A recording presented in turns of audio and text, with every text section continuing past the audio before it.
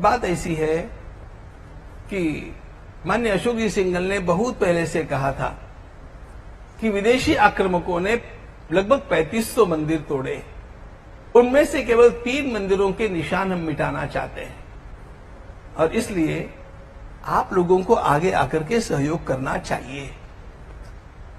आपको एक बात बता देता हूं, इस विवाद को आप कभी भी हिंदू मुस्लिम विवाद मत समझना, मैं इसमें पहले से जुड़ा हुआ हूं।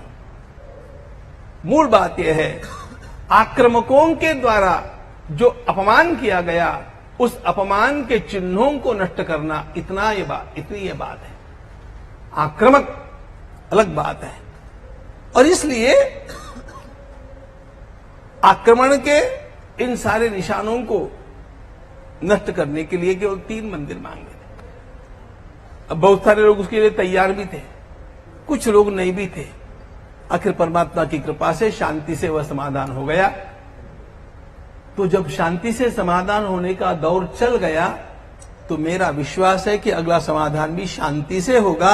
आप जो अपेक्षा कर रहे हैं वैसा कुछ भी होने वाला नहीं है, सब कुछ शांति से होने वाला है। मेरा देश बदल रहा है, सबके भीतर सद्बुद्धि जग रही है और राम सबके भीतर विराजमान हो रहा है। सर, ये औरंगजेब के काल में बहुत सारे मंदिर तोड़ के मैंने पहले ही बतला दिया कि 3 मंदिर मुक्त होने पर हम अन्य मंदिरों की ओर ध्यान देने की इच्छा भी नहीं करते हैं, क्योंकि हम लोगों को भविष्यकाल में जीना है, भूतकाल में नहीं जीना है। देश का भविष्य अच्छा होना चाहिए। इसलिए यदि समझदारी के साथ ये 3 मंदिर प्रेम से हम लोगों को मिल जाते हैं, हम सारी अन्य बातें भूल जाएंगे। लेकिन सर, बाकी के मंदिर भी तो है ना सर, वहां पर भी तो वो भी तो आने चाहिए ना। बाकी के भी मंदिर है जहां पर मस्जिद बने हैं, तो वो भी तो आने चाहिए ना। उन लोगों को भी हम समझाएंगे। देखो, इन सब स्थानों के लिए एक बात नहीं बोली जा सकती। कहीं कहीं समझदार लोग होते हैं, कहीं कहीं समझदार लोग नहीं होते हैं। तो जहां जहां जिस प्रकार की स्थिति है, उस प्रकार की भूमिका लेकर के हम समझाने का प्रयास करेंगे। हम किसी प्रकार अशांति निर्माण नहीं होने देंगे। पूज्य संत गोविंद गिरि जी महाराज ने कहा कि अयोध्या, मथुरा, काशी दे दो, बाकी हम अन्य जगह दावा नहीं करेंगे।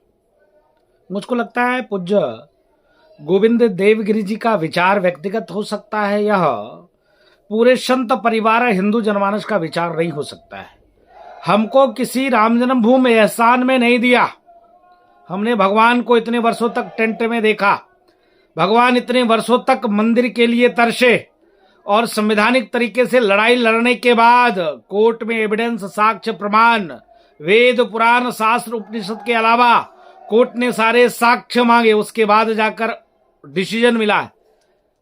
ज्ञान वापी पर जिस प्रकार से आज से नहीं, आजादी के पहले से 1800 कुछ ईस्वी से लड़ाई चल रहा है, 1500 कुछ ईस्वी से लगातार हिंदू जनमानस उसके ऊपर लड़ाई लड़ा है।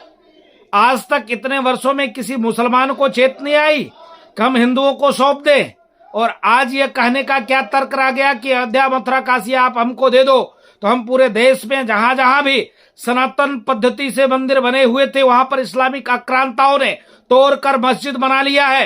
क्या पूरे हिंदुस्तान में मंदिरों को छोड़कर कहीं अन्य जगह नहीं था क्या इस्लामिक आक्रांताओं को मस्जिद बनाने के लिए?